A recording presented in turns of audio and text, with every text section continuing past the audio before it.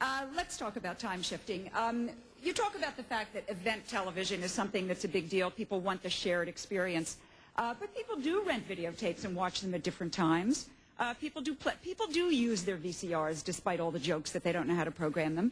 And people do watch things differently. Bob, I wonder if you could just talk a little bit about your choice TV and what, if anything, we've learned from it.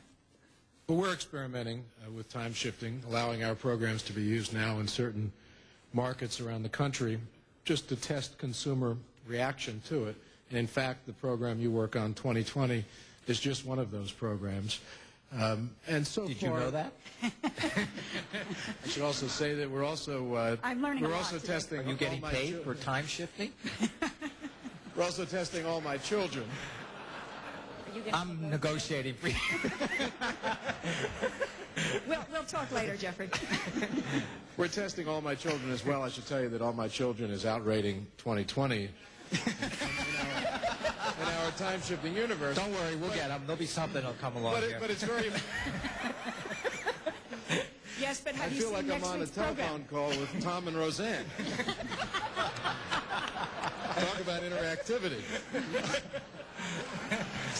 So the point is what? People get to say when they want to watch the show. Yes, they do. And the point that I think has to be made right now in terms of these experiments is that what is being charged to Time Shift 2020 or All My Children is a very small amount, $1 actually. And the reason for that is that the programs have already been paid for through their network run with the support, obviously, of advertising. Producing for video, though.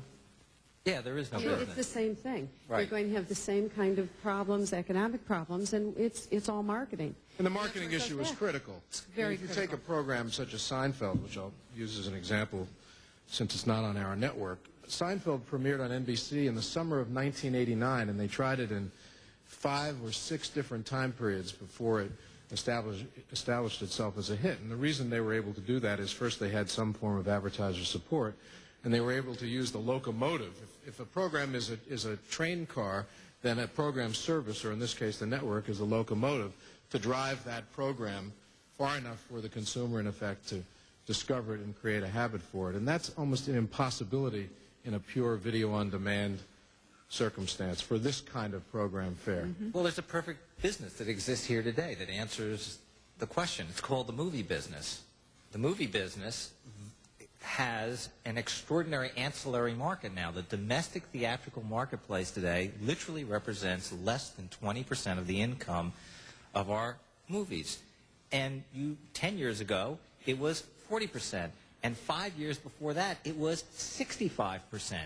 And what has happened is that all of these ancillary markets have come along, which are financial windfalls, have afforded the movie business the ability to grow and to make bigger movies and more of them. The fact of the matter is that, you know, if it doesn't make it in the theatrical marketplace, it doesn't have a life. Now, there's some event entertainment. It's the top 3%. And you'll cannibalize your business for doing that. Trust me, there is zero demand for Cabin Boy. Whose movie is that? Say that. But I think the point is, we're talking about time shifting, and if there is going to be an audience for that, and I think there will be. I think it's just going to take the place of video. You're just not going to videotape something. You're going to watch it when it's time shifted. Probably you're going to pay the $1 for the most part. Is the dollar real, by the way, do you think, for the future? No, I think it'll actually be less. Say again? High. That's high right now. Because the technology, now the transaction probably costs you 25, 30, 40 cents.